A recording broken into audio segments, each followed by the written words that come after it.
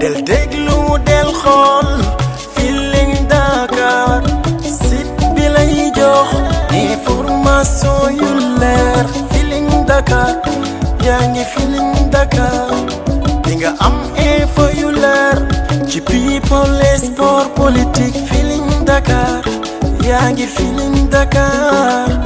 Feeling Dakar notre plateforme d'information. Encore, cette démarche a été reconduite avec le déploiement de moyens humains et matériels très conséquents et la mobilisation de tous les niveaux, symbolisée ainsi par la visite d'inspection du dispositif hier par le directeur général de la police nationale, accompagné de ses principaux collaborateurs. Avant le Magal, nous avons eu à effectuer des opérations de sécurisation. Il y a d'abord les opérations combinées entre le commissariat spécial de Touba et ses secondaires et le commissariat urbain de Mbacké. Ces opérations sont justifiées par le fait de la proximité entre ces deux villes. Il y a aussi les opérations baptisées Karangé Baol, qui constituent l'innovation de cette année, qui regroupait toutes les unités de police dans la région de Diourbel, à savoir le commissariat central de Diourbel, les commissariats urbains de Mbacké et de Bambey, le commissariat spécial de Touba et ses secondaires, le groupe opérationnel du GMI, la brigade régionale du stupéfiant, ainsi que les services de renseignement. Et enfin, il y a les opérations combinées que nous avons eu à effectuer avec la gendarmerie, notamment la compagnie de gendarmerie de Touba. Ces différentes opérations,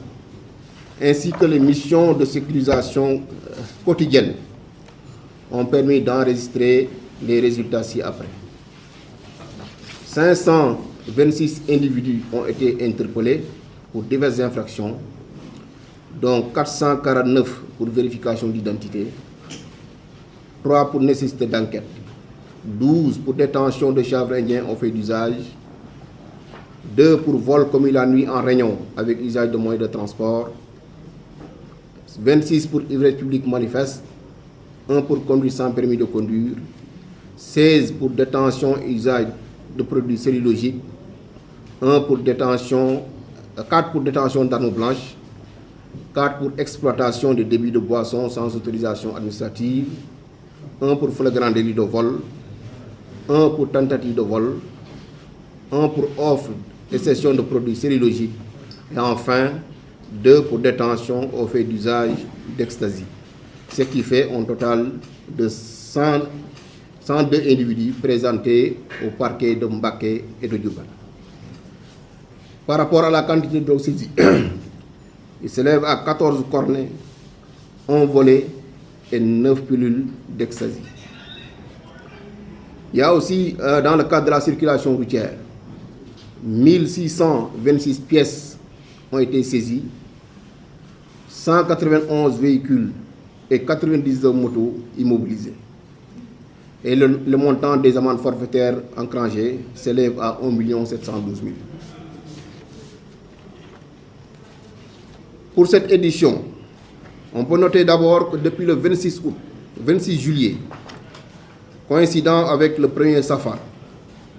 un dispositif précurseur de 100 éléments du GMI a été déployé pour accompagner les unités de Touba dans le cadre de la régulation de la circulation, les opérations de désencombrement, mais aussi les opérations de sécurisation. Pour la couverture sécuritaire proprement dite, le déploiement des effectifs a commencé depuis le samedi 9 pour être effectif total le lendemain à 23h. Ce dispositif est constitué de 4606 fonctionnaires de police relevant des différents services et directions opérationnelles de la police nationale. Concernant les moyens logistiques, la police a eu à engager 154 véhicules répartis ainsi: 98 véhicules de transport de troupes, 20 véhicules de commandement, 36 véhicules d'intervention, dont 5 blindés. ainsi qu'un important appui logistique. Il y a aussi un dispositif de surveillance et d'intervention qui est composé de 52 caméras de surveillance et des moyens aériens. Pour mieux densifier le maillage sécuritaire, 11 postes de police avancés ont été érigés dans les zones réputées criminogènes. Ces postes permettent de rapprocher les populations des services de police. Je peux vous citer quelques zones dans lesquelles des postes avancés ont été installés. Il y a Madiana Mbaria, garage de Dar Moussi, qui est communément appelé Buntu Pikine, le rond-point entrée Mbaké, pour ne citer que cela. La police a eu aussi à mettre en place 2 postes médicaux avancés. L'un est installé au poste de santé de Madiana et l'autre au niveau du quartier général du groupement mobile d'intervention à Tokorba. Ces postes médicaux offrent des soins et des médicaments gratuits aux populations. Cette initiative de la Direction générale de la police nationale, qui est en phase de consolidation après un test réussi l'année dernière, s'inscrit dans le cadre du concept de police de proximité et plus particulièrement la police au service du citoyen. Je terminerai par inviter aussi bien la population que les conducteurs et transporteurs.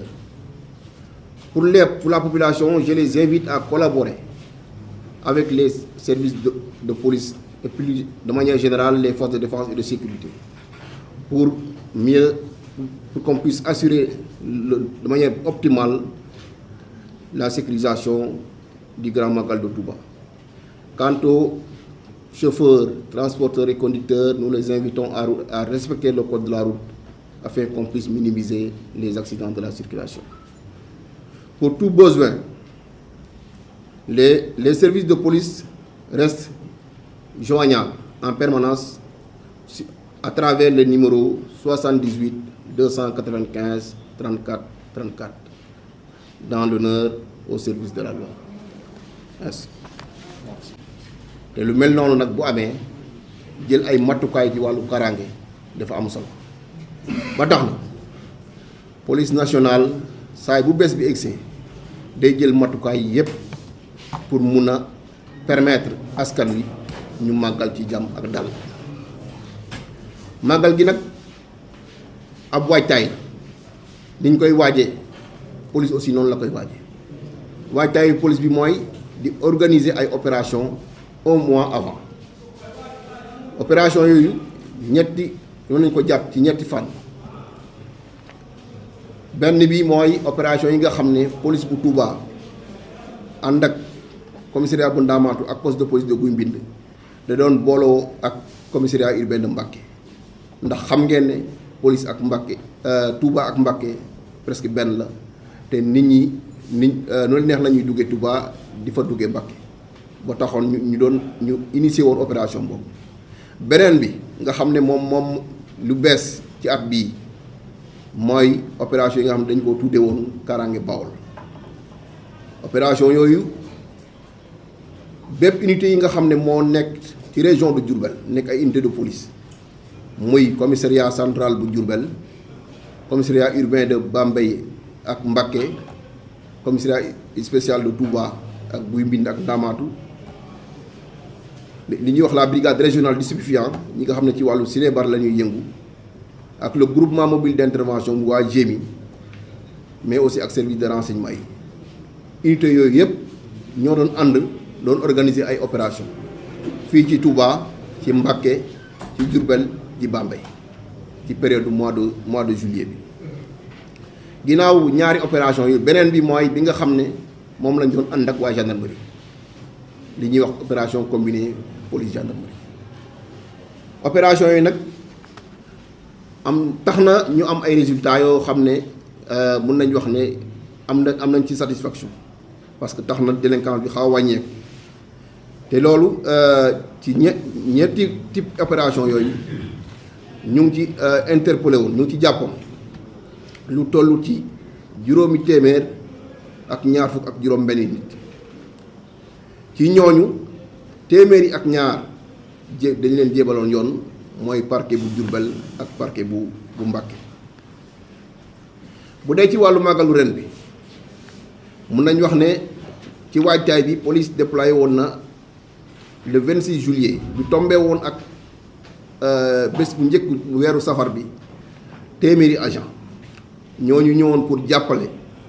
police bu Touba ci wàllu faciliter circulation bi mais aussi ñu mun a gën a def ay opération pour mun a xàll yenn yoon yi mais aussi defoon nañ di accompagner collectivité locale bi ak perception bi ci seen cadre liggéey. bu dee ci dispositif bi nga xam ne moom la police teg jàpp nañ ne commencé nañ ko depuis le samedi juróom 9 août lañ commencé teg dispositif bi te ñu ngi ko jeexal ci te suba sa mooy dimanche bu 23h jotee bon mun naa leen wax ne fu mu nekk nii dispositif yëpp nekk na en place depuis dimanche 23h. dispositif boobu nag lim bi mu ngi toll ci 4 junni ak juróom-benni téeméer ak juróom-benn yoo xam ne ñëpp ay fonctionnaires de police la ñu couvrir toute la région de Diourbel mais li ëpp ci lim bi biir Touba gi la nekk. ci wàllu jumtukaay yi police mu ngi ci déployé lu toll ci téeméer ak juróom fukk ak ñeent ci ay oto. ci oto yooyu nag dañ koy catégoriser dafa am lu ñuy wax ay véhicules de transport troupe mooy yi nga xam ne moom la ñuy jëlee éléments yi di leen di indi fii Touba yooyu ñu ngi toll ci juróom-ñeent fukk ak juróom-ñett. am na lu ñuy wax aussi véhicule de commandement mooy ñi nga xam ne ñoom ñooy responsable dispositif yi yooyu seen oto ñu ngi toll ci ñaar fukki oto. am na la yeneen partie bi mooy li ñuy wax les véhicules d'intervention yooyu ñu ngi toll ci fanweer ak juróom-benn te ci fanweer ak juróom-benn yooyu xam naa bu ngeen seetloo biir Touba am na ci 5 yu ñuy wax ay blindé pour ñu gën a ñoŋal matuwaay yi. bu loolu weesoo ndax xam nañu léegi ak xarale yu bees yi. am na ay kii yoo xam ne mën na la permettre pour nga gën a renforcer sa sécurité ba tax na ci fii ci Touba ak ci Mbacké am na juróom fukki caméra de surveillance ak ñaar am na aussi dispositif boo xam ne loolu la ñuy wax dispositif aérien day yooyu moo ñu permettre yenn blocage yi bu amee fenn mooy yooyu moom la ñuy yónni ñu dem xoolal ñu bu ko defee ñu mën a jooyantiwaat ni nga xam ne noonu la liggéey bi di doxe bu dee ci wàllu kii bi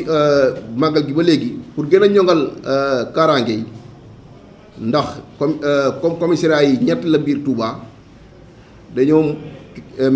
créer fukki poste avancé ak benn fukki poste ak avancé ak benn yooyu dañ koo def ci béréb yi nga xam ne jàpp nañ ne defkatu ñaawteef yi fa lañ gën a bare mun naa cee lim Madiana Mbaria garage Daaru Moussi ak entrée Mbacké mooy rond point fu ñuy wax rond point total.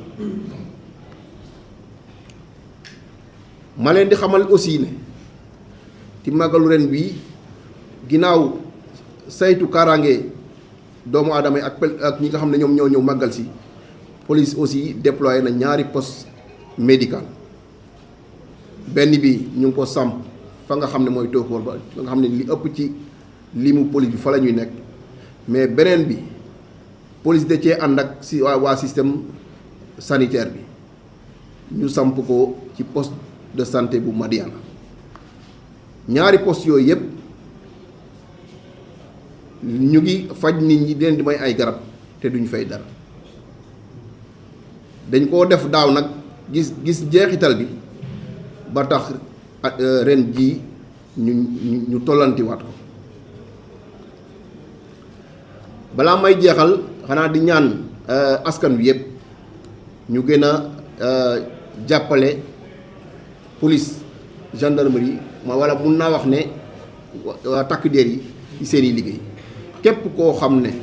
gis nga loo xam ne daaw ko gis wala am nga ci jiixi jaaxa boo wootee police nañ ko gëstu ba xam loolu nan la demee ñu ci ñaan population bi ci loolu.